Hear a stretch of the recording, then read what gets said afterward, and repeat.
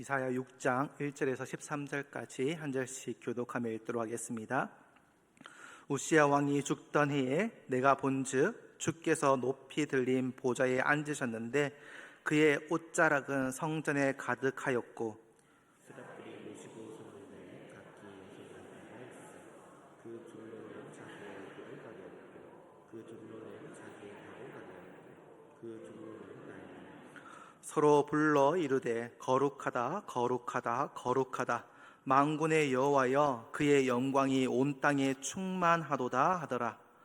이같이 화답하는 자의 소리로 말미암아 문지방의 터가 오르며 성전의 열매가 충만한지라.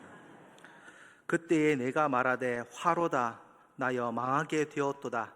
나의 입술이 부정한 사람이요 나의 입술이 부정한 백성 중에서 거주하면서 만군의 여호와이신 왕을 배웠음이로다 하였더라.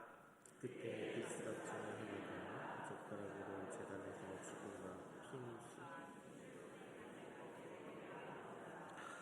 그것을 내 입술에 대며 이르되 보라 이것이 내 입에 닿았으니 내 악이 제하여졌고 내 죄가 사하여졌느니라 하더라. 내가 또 주의 소리를 들으니 주께서 이르시되 내가 그를 보내면 누가 우리를 위하여 갈 것이요. 그때 내가 이르되 내가 여기 있나이다 나를 보내소서.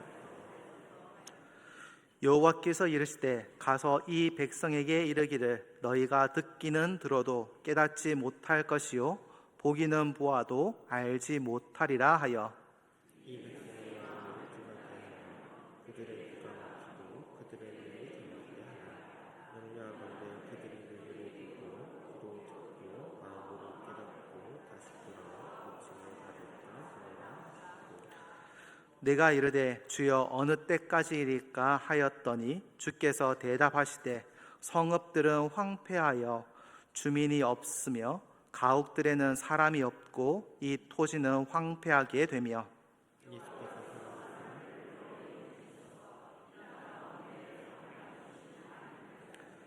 13절 함께 읽겠습니다. 그 중에 10분의 1이 아직 남아있을지라도 이것도 황폐하게 될 것이나 밤나무와 상수리 나무가 배임을 당하여도 그 그루터기는 남아있는 것 같이 거룩한 씨가 이 땅에 그루터기니라 하시더라.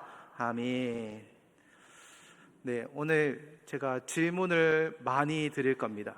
그런데 여러분은 질문에 대답하시면 안 됩니다. 왜 그러냐면 질문을 너무 많이 하는데 대답하시면 설교가 너무 길어집니다.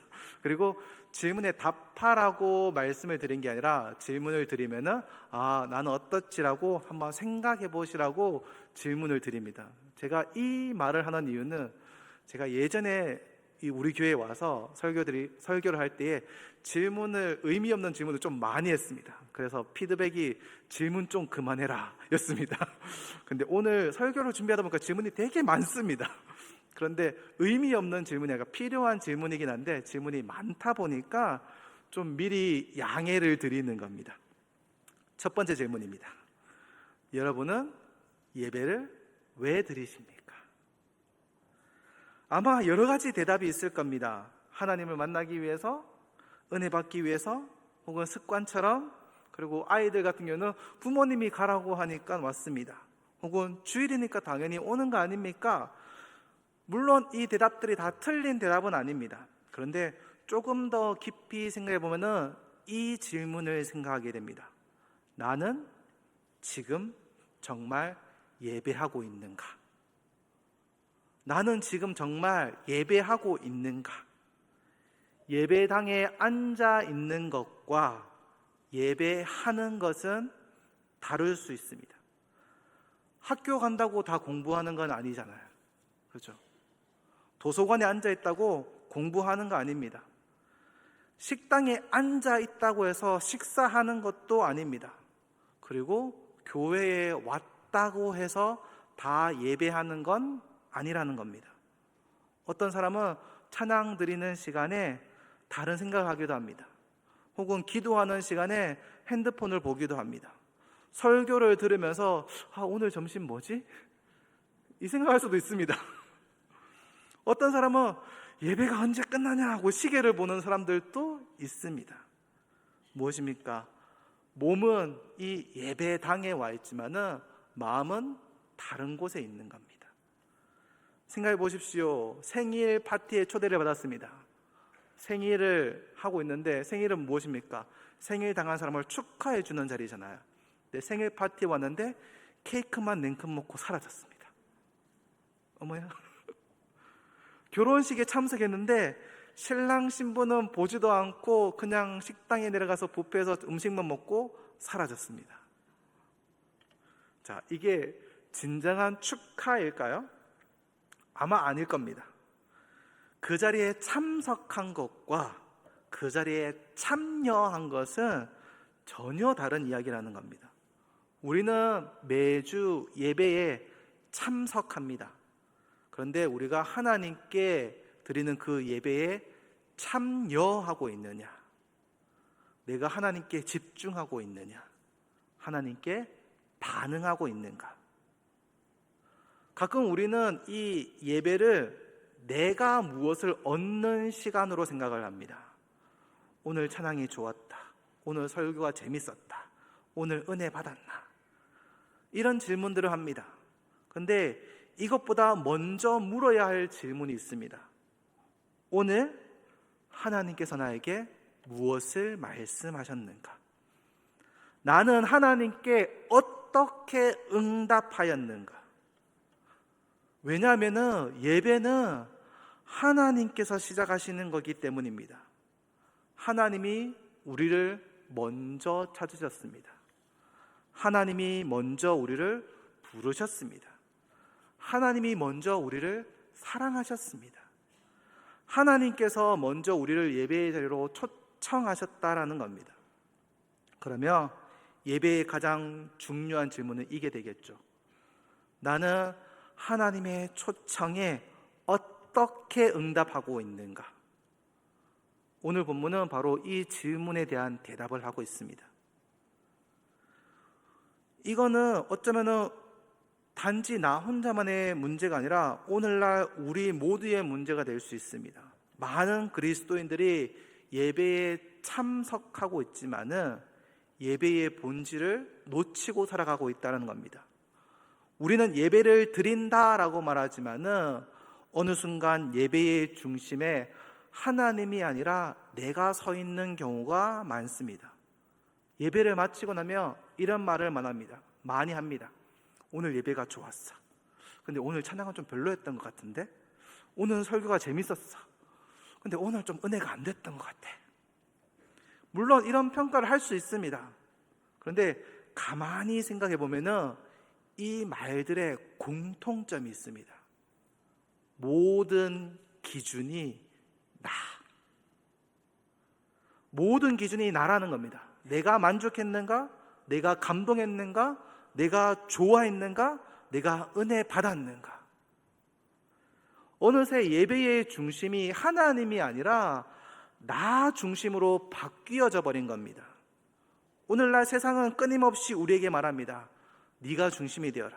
내가 원하는 것이 중요하다. 내 만족이 중요하다. 내 기분이 진리이다. 이런 메시지를 듣고 삽니다. 유튜브를 보면은 내가 관심 있어 클릭했던 것이 알고리즘이 되어서 내가 클릭했던 종류들로 계속 뜹니다. 그렇죠. 광고는 어떻습니까? 내가 쇼핑했던 것들, 내가 관심 있게 클릭했던 것들로 광고가 막 띄워줍니다. 쇼핑했던 것도 이번 주 추천해가지고 막 쇼핑몰에도 막 내가 클릭했던, 내가 관심 있었던 걸로 보여줍니다. 나 중심. 세상은 끊임없이 나 자신을 만족시키라. 나 중심으로 다 바뀌어져 갑니다. 그러다 보니까 이 사고방식이 어느 순간 이 예배에 젖어들기 시작합니다. 하나님을 만나러 오는 것이 아니라 나의 필요를 채우러 오는 겁니다. 하나님께 응답하기 위해서 오는 것이 아니라 내가 원하는 것을 얻으려고 오는 겁니다. 근데 성경은 이 예배를 전혀 다르게 이야기하고 있습니다. 예배는 소비가 아니고 거래도 아니고 바로 예배는 하나님께서 베푸신 은혜에 대한 반응이라는 겁니다. 근데 이게 오늘날의 문제가 아니죠. 오늘 읽었던 이 이사야 시대에 살던 이때도 똑같은 문제가 있었습니다. 대표적인 사람이 바로 이 우시야 왕입니다. 우시야 왕은 처음에 하나님의 예배를 잘 섬겼습니다. 하나님을 찾았습니다. 하나님을 의지했습니다. 그리고 하나님께 순종했습니다. 그러니까 하나님께서 그를 형통하게 하셨습니다. 전쟁에 나가면 승리하게 하셨습니다. 나라를 강하게 하셨습니다. 이름을 멀리까지 알려주셨습니다. 그런데 어느 순간 문제가 생기기 시작했습니다. 역대하 26장 16절에 이렇게 말합니다. 그가 강성하여짐에 그의 마음이 교만하여 악을 행하여.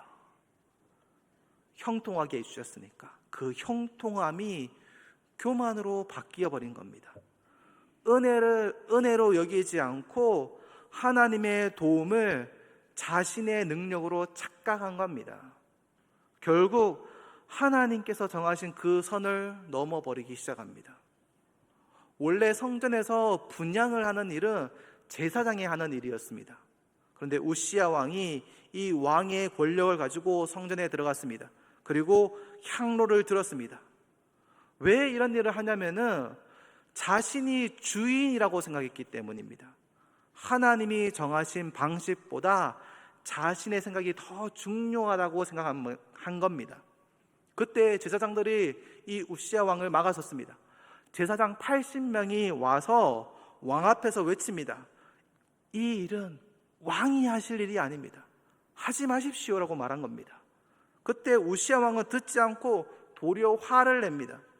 그리고 그 순간 그 이마에 나병이 생겼습니다.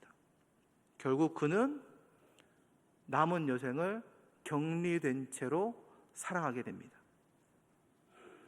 이 우시야의 문제는 단순히 분향한 것이 아닙니다.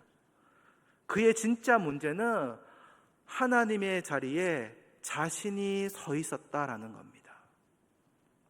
예배의 중심을 하나님에게서 자기에게로 옮겨버린 겁니다. 우리도 그럴 수 있습니다. 겉으로는 예배를 드리지만은 실제로는 하나님보다 내 생각을 더 신뢰할 때가 있습니다. 하나님보다 내 계획을 더 중요하게 여깁니다. 하나님보다 나의 성공을 더 사랑합니다. 하나님보다 내 만족을 추구합니다. 어느 순간 이렇게 되면 어느 순간 예배를 드리면서도 하나님께 반응하지 않는 사람이 되어져 버립니다. 그래서 오늘날 우리에게 필요한 것은 단순히 예배에 참석하는 것이 아닙니다. 예배가 회복되어져야 하는 겁니다. 예배의 중심을 하나님께로 돌려드려야 되는 겁니다. 바로 그 지점에서 오늘 본문은 한 사람을 우리에게 보여줍니다. 어쩌면은 나라가 부강하고 강해졌던 그 우시야라는 왕이 비록 격리되어졌지만은 나라를 강하게 했던 그 왕이 죽었던, 세상이 왕이 무너졌던 그 해에, 교만한 왕이 사라진 그 해에 하나님은 한 사람을 성전으로 부르십니다.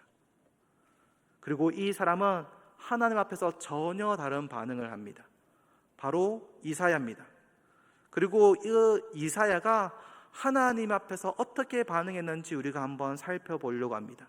그 반응 속에서 하나님이 원하시는 참된 예배의 모습이 무엇인지를 발견하게 될 겁니다. 우시야 왕이 오늘 본문 시작할 때 1절에 우시야 왕이 죽던 해라고 말합니다. 우시야 왕이 죽었습니다. 사람들이 의지하던 왕이 사라졌습니다. 나라의 미래는 불완전해졌습니다. 백성들의 마음은 흔들리고 있습니다.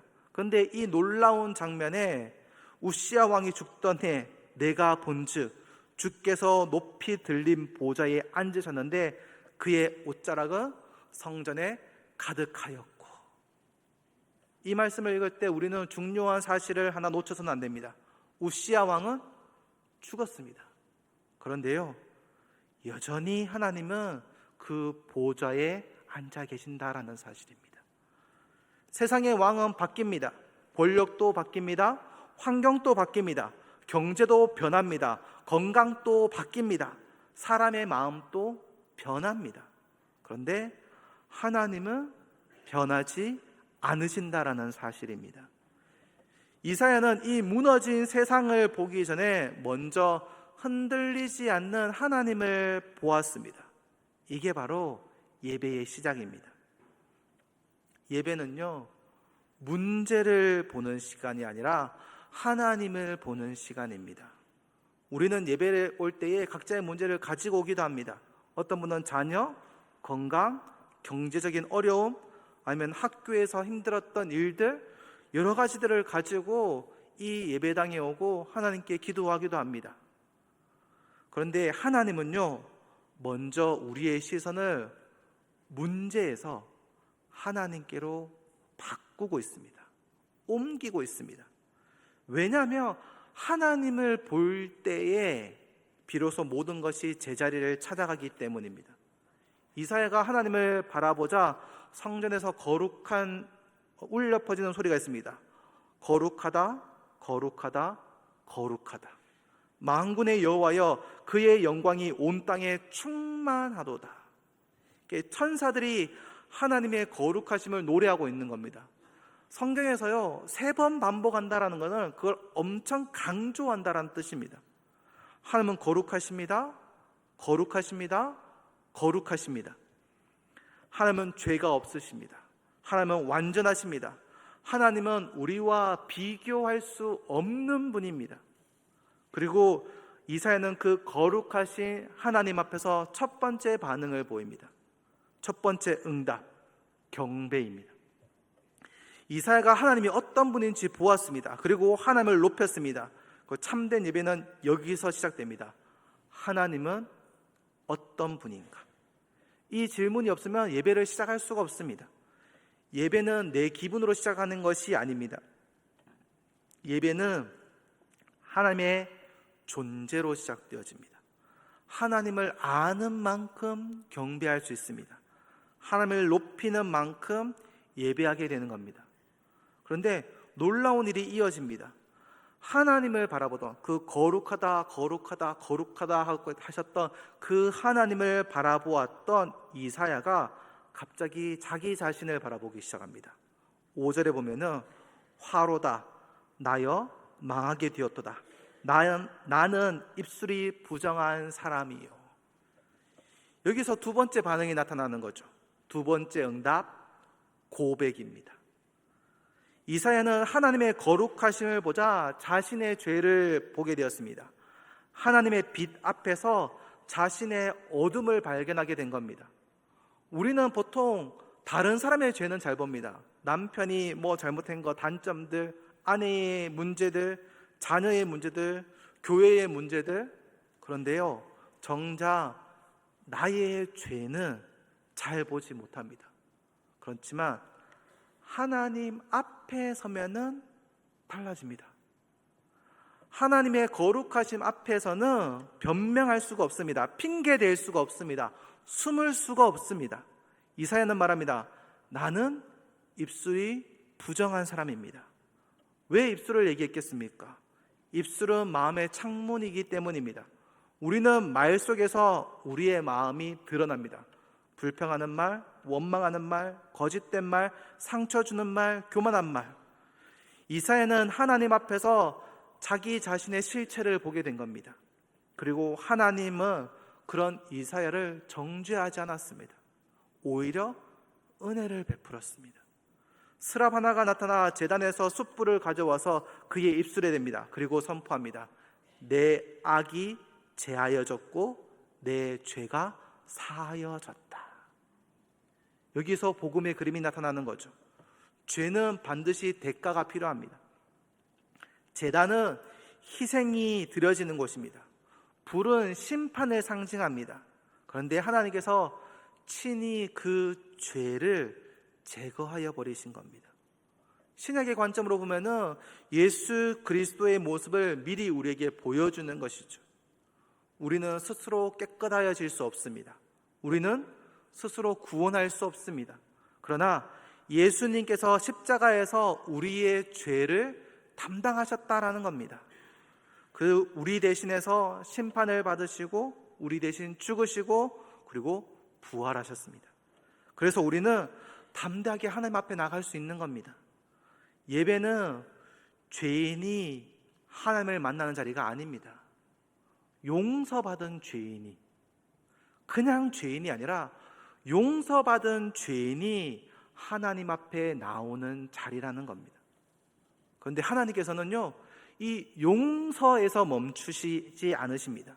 이제 이사야에게 말씀하십니다. 8절에 내가 누구를 보내며 누가 우리를 위하여서 갈고. 그리고 마침내 이 이사야의 세 번째 반응이 나타납니다. 세 번째 응답, 결단입니다. 내가 여기 있나이다. 나를 보내소서. 놀랍지 않습니까? 하나님은 이사야에게 뭐 얘기한 적 없습니다. 야, 너 가야지. 너 어떻게 해야지. 말씀하지 않았습니다. 강요하지 않으셨습니다. 억지로 시키지도 않았습니다. 그런데 은혜를 경험한 이사야가, 죄를 제하여 주시는 그 은혜를 경험한 이사야가 자발적으로 응답한 것입니다. 이것이 예배의 참된 완성입니다. 경배만 하고 끝나는 것이 아니라, 고백만 하고 끝나는 것이 아니라 이 결단으로 이어진다라는 사실입니다. 하나님을 만난 사람은 달라집니다. 용서받은 사람은 움직입니다. 은혜를 경험한 사람은 순종하게 되어 있는 겁니다. 그래서 예배의 마지막 질문은 이것입니다. 오늘 하나님께서 나에게 무엇을 말씀하시는가? 그리고 이어지는 질문은 나는 어떻게 응답할 것인가? 예배는 감동으로 끝나는 것이 아닙니다. 감동으로 끝나는 시간이 아닙니다. 순종으로 이어지는 시간입니다. 이사야는 성전에서 하나님을 만났고 그 만남은 그의 인생을 송두리째 바꾸어 놓았습니다. 그리고 하나님은 오늘 또 예배 가운데 우리를 부르고 계십니다. 경배하라고, 고백하라고, 순종하라고. 그리고 이 이사야의 이야기는 단순히 한 구약의 선지자의 이야기, 특별한 경험으로 끝나지 않습니다. 하나님께서 성경에서 이 말씀을 기록하신 이유는 오늘날 우리에게도 이 질문 앞에 서게 하기 위함입니다. 이사야는 이렇게 응답했는데 너는 어떻게 응답하겠느냐? 많은 사람들이 이 예배를 이 예배당 안에서 드리는 것만으로 생각합니다. 주일날 드려지는 예배, 수요일 드려지는 예배, 혹은 새벽 기도, 찬양하고 기도하고 말씀 듣는 시간, 물론 중요합니다. 그런데 성경은요, 예배를 거기에 멈추어 놓지 않았습니다. 오늘 주보에 보면은 광고 밑에 로마서 12장 1절 2절이 있습니다. 오늘 본문에 안데 넣어놨습니다. 왜냐하면 오늘 지금 읽을 거거든요. 로마서 12장 1절에 이렇게 말씀하고 있습니다. 너희 몸을 하나님이 기뻐하시는 거룩한 산 제물로 드리라. 이는 너희가 드릴 영적 예배니라. 여기서 바울은 놀라운 말을 합니다. 너희 몸을 드려라. 구약시대 때 제물은 제단 위에 올려놓았습니다. 양, 염소, 소 혹은 소재, 비둘기. 그런데 하나님은 동물이 아니라 우리 자신을 드리라 라고 말씀하고 있습니다. 우리의 삶을 전체를 드리는 겁니다. 주일에만 그리스도인 사람은 없습니다. 예배 시간에만 예배자인 사람도 없습니다. 참된 예배자는요, 월요일에도 예배자입니다. 화요일에도 예배자입니다. 학교에서도 예배자이고요, 직장에서도 예배자입니다. 그리고 가정에서도 예배자입니다. 예배는요, 장소가 아니라 삶의 방식입니다. 그러면 드는 생각이 들 겁니다. 삶의 예배는 그러면 무엇입니까? 주일학교 아이들에게는 학교에서 친구를 괴롭히지 않고 사랑하는 거, 선생님 말씀 잘 듣는 거, 부모님 말씀에 순종하는 거, 동생과 싸우지 않는 거. 아니, 그게 왜 예배입니까? 왜냐하면 하나님께서 기뻐하시는 방식대로 살아가는 게 예배이기 때문입니다. 하나님께서 그렇게 살아가는 거, 세상의 소금과 빛으로 살아가는 그 모습을 기뻐하시니까 우리가 그 모습대로 살아가는 거, 그게 삶의 예배가 되는 거죠. 청소년들 같은 경우는 친구들이 다 하지만은 하나님께서 기뻐하시지 않는 것들을 하지 않는 것, 시험을 볼 때 정직하게 행동하는 것, 인터넷과 스마트폰을 할 때에 하나님께서 어떻게 생각하실 걸 생각하면서 그것을 작동시키는 것, 이게 삶의 예배입니다. 그럼 우리는 어떨까요? 직장에서 정직하게 일하는 것, 가정에서 사랑으로 섬기는 것, 어려운 사람을 외면하지 않는 것, 교회와 공동체를 위해서 헌신하는 것, 그 역시 하나님께 드리는 예배라는 겁니다. 그래서 바울은 이렇게 말합니다. 이 세대를 본받지 말고 오직 마음을 새롭게 함으로 변화를 받아. 세상은 우리를 자꾸 자기 중심적으로 만들려고 합니다. 네가 하고 싶은 대로 하면 돼. 네가 행복하면 그만이야. 네가 주인공이야. 그런데 하나님 나라의 백성들은 다르게 살아갑니다. 하나님이 주인 된 삶, 하나님이 기뻐하시는 삶이 무엇인지 묻는 사람, 하나님의 뜻대로 살아가기를 애쓰는 사람들, 이게 바로 삶의 예배라는 겁니다. 생각해 보십시오. 이사야는 하나님을 만나고 예배를 드린 후에 이전과 같은 삶으로 돌아가지 않았습니다. 예배가 그의 삶을 완전히 바꾸어 버렸습니다. 예배가 그의 가치관을 바꾸었습니다. 예배가 그의 사명을 바꾸었습니다. 오늘날 우리의 예배도 그러해야 하는 것이죠. 예배가 끝나고 마치고 갈 때에 오늘 설교가 좋았다, 오늘 은혜 받았다, 거기서 끝나면 안 되는 겁니다. 예배 후에 가장 중요한 질문은 이것입니다. 그래서 나는 어떻게 살아갈 것인가? 하나님께서 오늘 내게 말씀하신 것을 가지고 학교에 가고 직장에 가고 가정으로 가고 세상 속으로 들어가야 되는 겁니다. 왜냐하면 하나님은 예배당 안에서의 예배자를 찾으시는 것이 아니라 삶의 현장에서 예배하는 예배자를 찾으시기 때문입니다. 그래서 오늘 우리에게 필요한 것은 더 많은 정보가 아닙니다. 더 큰 감동이 아닙니다. 하나님에 대한 응답입니다. 경배로 응답하고 고백으로 응답하고 순종으로 응답하는 것, 그게 진짜 응답이고, 우리의 그 응답이 계속 이어질 때에 우리는 진정한 삶의 예배자로 살아가게 되는 겁니다. 이제 말씀을 마무리를 지으면서 여러분에게 두 번째로 드렸던 그 질문을 다시금 드리고 싶습니다. 나는 지금 정말 예배하고 있는가? 우리는 오늘 이사야를 통해서 예배가 무엇인지를 보았습니다. 예배는 단순히 교회에 오는 게 아닙니다. 예배는 하나님께서 우리를 부르실 때에 그 부르심에 응답하는 겁니다. 이사야는 하나님을 만났습니다. 그리고 경배했습니다. 그리고 자신의 죄를 고백합니다. 그리고 하나님의 은혜를 경험했습니다. 그리고 마침내 결단했습니다.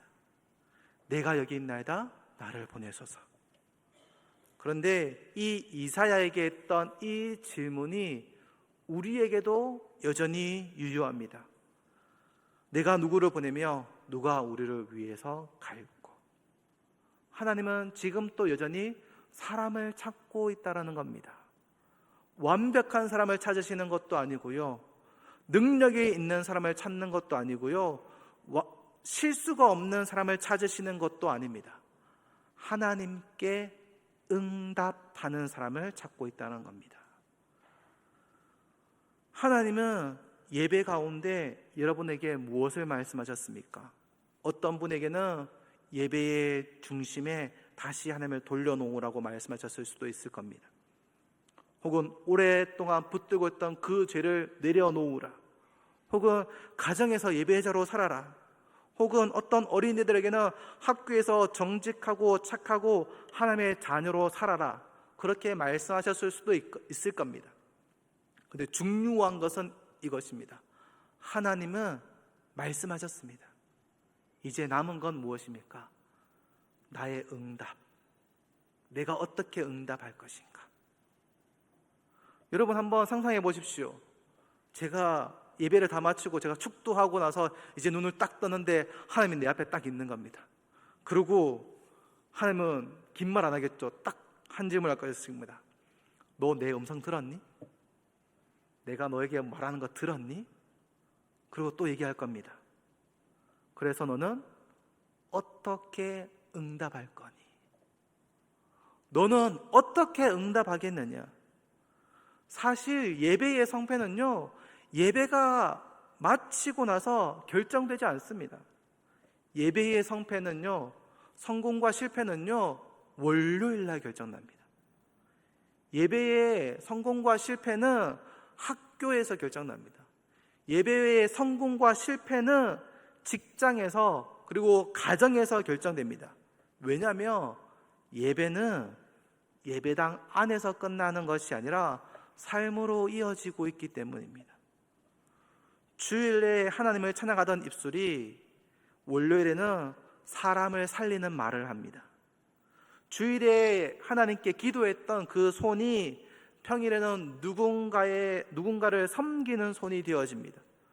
주일에 하나님의 사랑을 받은 마음이 가정에서 사랑을 나누는 마음이 되어야 하는 겁니다. 그게 삶의 예배입니다. 어쩌면은 하나님께서 우리에게 엄청나게 많은 것을 요구하지 않습니다. 하나님께서 원하시는 것은 우리의 성공도 아니고 능력도 아니고 조건도 아닙니다. 하나님께서 원하시는 것 단 하나, 응답하는 마음. 사무엘은 어릴 때 하나님이 부르셨을 때 이렇게 응답했습니다. 말씀하옵소서 주의 종이 듣겠나이다. 이사야는 얘기했죠. 내가 여기 있나이다. 나를 보내소서. 마리아는 주의 여종이오니 말씀대로 내게 이루어지이다. 예수님께서는 내 원대로 하지 마옵시고 아버지의 원대로 하옵소서라고 응답했습니다. 믿음의 사람들은 응답하는 사람입니다. 오늘날 하나님은 우리를 예배로 부르셨습니다. 그리고 지금 또 말씀합니다. 내가 누구를 보내며 누가 우리를 위해서 갈고. 그리고 여러분은 이렇게 대답할 수 있을 겁니다. 주님, 제가 여기 있습니다. 주님, 제 삶을 받아 주옵소서. 주님, 나를 사용하여 주옵소서. 주님, 예배당 안뿐만이 아니라 삶 속에서 예배자로 살아가겠습니다. 이런 고백이 우리의 고백이 되기를 원합니다. 예배의 주인공이신 하나님을 경배하고 하나님 앞에서 정직하게 고백하고 하나님의 부르심에 기쁨으로 순종하면서 예배당을 넘어서 삶의 자리에서도 하나님께 응답하는 삶의 예배자가 되기를 주님의 이름으로 축원합니다. 기도하겠습니다. 하나님 아버지 감사합니다. 오늘 이사야를 통해서 참된 예배가 무엇인지 배우게 하시니 감사합니다. 하나님의 거룩하심을 바라보게 하시고 우리의 죄를 정직하게 고백하게 하시며 예수 그리스도의 십자가 은혜를 붙들게 하옵소서. 이사야처럼 내가 여기 있나이다 나를 보내소서라고 고백하는 믿음을 주옵소서. 예배당 안에서만 예배하는 사람이 아니라 가정과 학교와 직장과 세상 속에서도 하나님께 응답하는 삶의 예배자가 되게 하여 주옵소서. 예수님 이름으로 기도합니다. 아멘.